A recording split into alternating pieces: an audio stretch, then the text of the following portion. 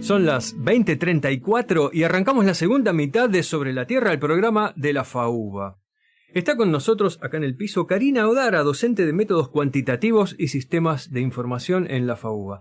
Karina nos va a contar cómo impacta el avance de la agricultura en la región pampeana sobre los anuros. Ya hablamos de esto en la introducción. Es decir, los sapos y las ranas. Hola Karina, gracias por estar en Sobre la Tierra una vez más. Hola, muchas gracias por la invitación, como siempre, Un gusto encantada de venir. Para arrancar, nos gustaría preguntarte por qué estudiaron las ranas y los sapos.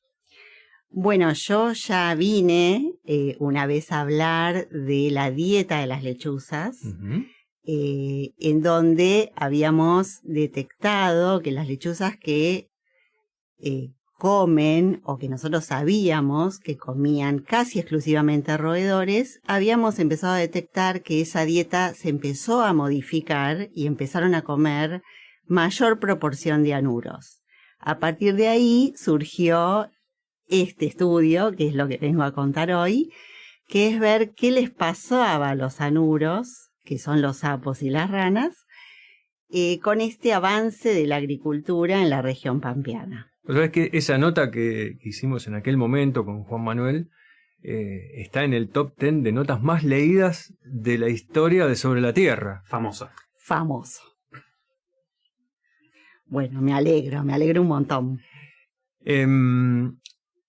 Bueno, ¿cuáles son los problemas que te llevaron a estudiar los sapos y las ranas? Porque en la introducción hacíamos mención sobre el avance de la agricultura y un montón de problemas.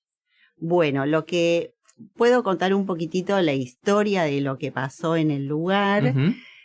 Originalmente el lugar era un pastizal homogéneo, un pastizal natural homogéneo, estamos hablando de los 1800. A partir de 1930 el ambiente se empieza a modificar mucho por la intensificación, por la aparición de la agricultura. Y esos pastizales homogéneos empiezan a complejizarse, por decir de alguna manera, porque aparecen los lotes agrícolas, los lotes con ganado vacuno para producir, y entonces aparecen varios elementos en el paisaje que hacen que ese paisaje se haga heterogéneo. En los comienzos de los 2000, el paisaje vuelve otra vez a homogeneizarse por las nuevas prácticas de intensificación agrícola. Todo esto lo que generó es que estos cambios de homogeneidad, heterogeneidad y vuelta a homogeneidad hizo que las especies silvestres que habitaban en el lugar antes que apareciera el hombre con su agricultura y su ganadería se vieran complicados en cuanto a encontrar los hábitats para poder reproducirse y sobrevivir. Claro. El tema de los sapos y las ranas es que son un grupo de animales que son bastante susceptibles a los cambios, y encima los cambios vienen muy intensos y con una frecuencia muy alta. Entonces no acompañan, las especies no se adaptan, no acompañan la velocidad de esos cambios. Claro. Y entonces varias especies están muy complicadas para poder seguir sobreviviendo en estos ambientes tan perturbados antrópicamente. Una pregunta de ignorancia total. ¿Sapos y ranas no son la misma especie? No. Los sapos son de mayor tamaño, son mucho más tolerantes a los cambios agrícolas, que son los que estamos hablando. Tienen un tegumento muy rugoso y eso hace que sean mucho más tolerantes a todo lo que el ambiente ofrece, ¿no? Por ejemplo, contaminación de aguas, toda la cuestión de uso de agroquímicos. En cambio, las ranas tienen un tamaño mucho menor, tienen una piel mucho más fina y encima necesitan una humedad dérmica permanente. Y esa humedad la consiguen por estar todo el tiempo en contacto con el agua. Claro. Y ahí es donde se les complica, porque la disponibilidad de agua que estaría en lagunas o en cuerpos de agua temporarios o permanentes, muchos de ellos desaparecieron del ambiente y los que quedaron están en condiciones de contaminación importante por todo este uso de pesticidas, agroquímicos, herbicidas y demás. Claro. Pregunta, ¿tienen alguna función marcada en el ecosistema particular? O sea, ¿controlan algún tipo de plaga, insectos? Sí, en la cadena trófica están en un lugar muy clave porque, por un lado, son predadores de especies de artrópodos, que muchas de ellas son perjudiciales para los cultivos. Otras no, por ejemplo, arañas, escarabajos, no son perjudiciales, pero bueno, los sapos y las ranas predan a este nivel de artrópodos, que pueden ser voladores o caminadores. O sea que son buenos controladores biológicos. Y por el otro lado son presas de predadores aéreos, como pueden ser las lechuzas, los halcones, los chimangos y los caranchos, y también son presas de predadores terrestres, entre los que encontramos a las comadrejas, a los hurones y a los gatos salvajes. Clarísimo. ¿Y en qué consistió el estudio? ¿El estudio? Bueno, el estudio lo hicimos en la estancia, en una de las estancias de la Universidad de Buenos Aires, que es la estancia San Claudio, que queda cerca del partido de Bolívar, al sudoeste de la provincia de Buenos Aires. Esto está dentro de lo que sería la subregión de la Pampa Interior, en la provincia de Buenos Aires. Y el estudio consistió en 3 estaciones del año diferentes. Hicimos muestreos de anuros.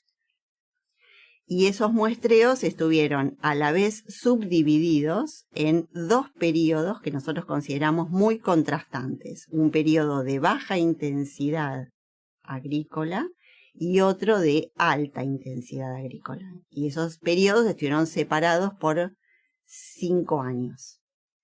¿Qué pasó con los anuros en esos años? ¿Qué pasó? Pasaron varias cosas. La diversidad global, que es la que nosotros llamamos como la cantidad de especies que hay en la región, ese grupo, nosotros en lo que fue el primer periodo, que consideramos que fue el de baja perturbación agrícola, estaba conformado por 8 especies. Cuando volvimos a los 5 años, de esas 8 especies hubo 3 que se extinguieron localmente. Nosotros creemos que esa extinción no fue temporaria, sino que ya es una extinción permanente, como que esas especies no van a volver al sistema o a lo que es el ensamble de anuros. Eso en cuanto a lo que es la región o lo que es la diversidad global. Después, a nivel de una escala más pequeña, más de sitio, pasaron varias cosas. Por un lado pasó que las especies remanentes, es decir, esas 5 que quedaron, eran especies que nosotros las consideramos como tolerantes al disturbio. Pero lo que le pasó a esas especies es que estaban conformadas por muchos individuos, cada una de ellas, y que esos individuos tenían un tamaño corporal muy pequeño. Es decir, la estructura de las poblaciones se vio modificada tremendamente. Claro, al final de esos 5 años. Sí. Mira. Sí.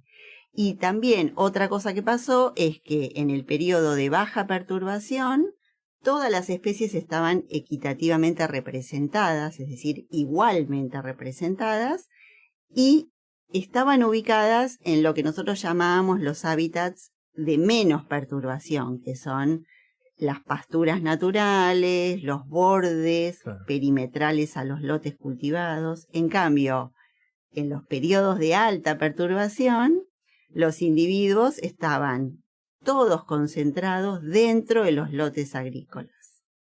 Es decir, cambiaron el uso del ambiente y la estructura de las poblaciones se vio tremendamente modificada. ¿Y qué conclusiones? En realidad en solo 5 años. Sí, es muy poco tiempo para un cambio tan radical. Claro. Y, a ver, las hipótesis que nosotros barajamos es que el ambiente perdió elementos, ¿sí? El paisaje perdió elementos. Claro, eso que es la reducción de la heterogeneidad, ¿no? Exacto. Los ambientes heterogéneos son ambientes más complejos y esos ambientes soportan mayor diversidad.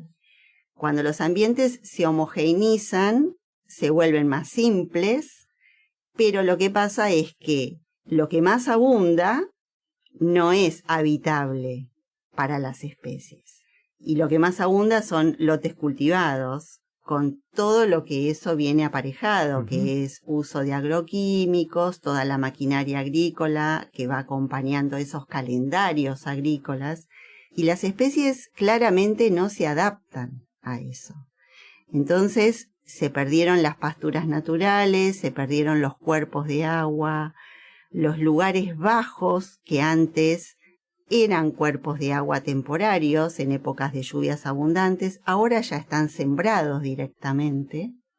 Entonces, todo eso hizo que la superficie cultivable aumentó, Sí.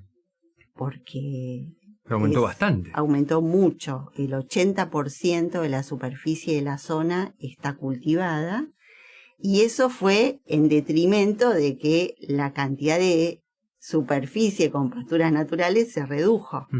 Fueron reemplazados, ¿no? Pasturas naturales reemplazadas por áreas cultivadas. Todo lo que eran esos hábitats lineales alrededor de los campos cultivados, que para nosotros también era un hábitat para las especies silvestres, porque se generaba toda una vegetación espontánea debajo de los alambrados se removieron, porque la idea era aumentar el tamaño de los lotes. Al remover los alambrados, también desaparece toda esa vegetación asociada, y entonces esos hábitats lineales dejan de existir. Los cuerpos de agua tampoco están, los pocos que quedaron contaminados. Entonces, la verdad que el ambiente no es muy amigable para poder sostener especies que son tan vulnerables a la falta de agua potable o de agua limpia, para poder cumplir todo el ciclo de vida, porque lo que tienen los anuros es que tienen lo que nosotros llamamos el ciclo de vida bifásico. Tienen estadios inmaduros de huevo, larva y renacuajo que necesariamente tienen que estar en el agua. Claro. Y después los adultos son los que recién empiezan a usar los ambientes terrestres. Pero necesitan una conectividad muy alta entre esos dos tipos de hábitat, porque una de las características de los anuros es que tienen una capacidad dispersiva muy baja. Es decir, los anuros se dispersan en promedio entre 200 y 300 metros por día, que es muy poco. Si no tienen próximo o a una distancia chica, ¿no? Sí, cerquita. Agua de tierra, no la encuentran, porque no pueden dispersarse, porque no tienen la capacidad de poder hacerlo. Entonces, al no encontrar esa dupla de tipos de hábitats necesarios para poder cumplir todo su ciclo de vida, quedan en el camino. Ese es el problema que tienen. O sea que ahora sería muy interesante volver a ver qué hacen las lechuzas. Sí. Sí, eso sería interesante. Teníamos toda la intención de volver a los 5 años, pero bueno, fue justo el momento de la pandemia y entonces no pudimos volver a ver cuál era el escenario. Claro, y para vos, ¿qué implica todo esto? Porque imagino que se puede intervenir de alguna manera, conociendo este panorama. Sí, habría que implementar políticas de manejo en cuanto a volver a introducir elementos del paisaje que desaparecieron. Pero para eso hay que reestructurar la manera de hacer agricultura. Claro. porque así como está planteada hoy, la agricultura intensiva como está planteada hoy y enfocada a un monocultivo, estamos en problemas para la diversidad de especies silvestres. Bueno, también entiendo que debe ser importante preservar los hábitats que todavía no fueron perturbados, ¿no es cierto? Lo que pasa es que quedan remanentes muy, muy, muy pequeños, y lo que tienen las especies silvestres es que para que esos hábitats sean utilizables, tienen que tener un área mayor al área de acción de los individuos de las especies que estamos considerando. Si quedan parchecitos aislados en una matriz gigantesca de campos cultivados, los individuos no pueden encontrar lo que necesitan. No hay conexión. Porque no hay conectividad, se perdió la conectividad entre parches utilizables para esas especies. Entonces ese es el problema, que queden poquitos relictos separados tampoco sirve. Claro. Pero es posible la restauración entonces, porque entiendo que es lo que hay que hacer. Sí, pero bueno, es una decisión. Es tomar una decisión de hacer otra cosa diferente a lo que se está haciendo. Ya para ir cerrando la entrevista, nos gustaría que nos contaras cómo siguió o qué están haciendo ahora con esta línea, ¿no? Porque bueno, estos resultados ahora sé que están casi por salir en un trabajo. Sí. Y bueno, ¿cómo siguió eso? Escribimos un trabajo y ahora lo estamos por publicar. Nos estamos haciendo estas mismas preguntas con otros grupos de especies de artrópodos específicamente, para ver qué le pasa a ellos. Y después, bueno, hay otra línea de trabajo que no tiene nada que ver ni con este sitio de estudio ni con estas especies, que tiene que ver con el Chaco semiárido, que es otro tema, para ver qué le pasa a 3 especies silvestres de mamíferos terrestres, cómo le afecta la presencia de las vacas a sus comportamientos y usos de ambiente. Claro, en ese caso la ganadería, no la agricultura. Claro, en ese caso es la ganadería, cómo afecta el comportamiento de la corzuela, que es un cérvido, del tapetí, que es un conejo silvestre, y de el pecarí de collar, que es como un jabalí, pero de menor tamaño. Mirá. Bueno, hay bastante por estudiar. Algo que no te preguntamos antes, cuando hacen avistaje, ¿no?, de anuros, ¿hacen otra cosa con los animales? ¿Analizan otra cosa o simplemente registran la presencia de las especies? Pues imagino que tiene particularidades que no conocemos tanto, ¿no? Bueno, sí, lo que hacemos es registramos especie, tipo de hábitat en donde lo encontramos y características que tienen que ver con, por ejemplo, qué están haciendo en el momento, si están vocalizando, si están oviponiendo, si están alimentándose o si están refugiándose en alguna cueva. Comportamientos que tienen que ver con la vida diaria de los individuos de las especies. Claro, ¿qué están haciendo? ¿Vocalizando? ¿Es como croando, por ejemplo? Sí, eso se llama vocalización, tanto en aves como en anuros. ¿Y tienen registros sonoros? ¿Los graban? Muy bueno. Sí, y yo no, pero hay gente que está muy entrenada y que por la vocalización puede determinar qué especie es. Y a veces si hay varios vocalizando simultáneamente pueden identificar número de individuos diferentes. Un coro de coros. Karina, muchas gracias por haber estado en Sobre la Tierra. Viniste 5 veces y creo que no menos de 10 vamos a terminar teniendo, porque con todos los trabajos que estás haciendo y nos reinteresa, es muy lindo. Bueno, muchas gracias por la invitación. Siempre me siento muy cómoda de venir, así que gracias. Vamos todavía. Vamos a un corte y seguimos con el programa.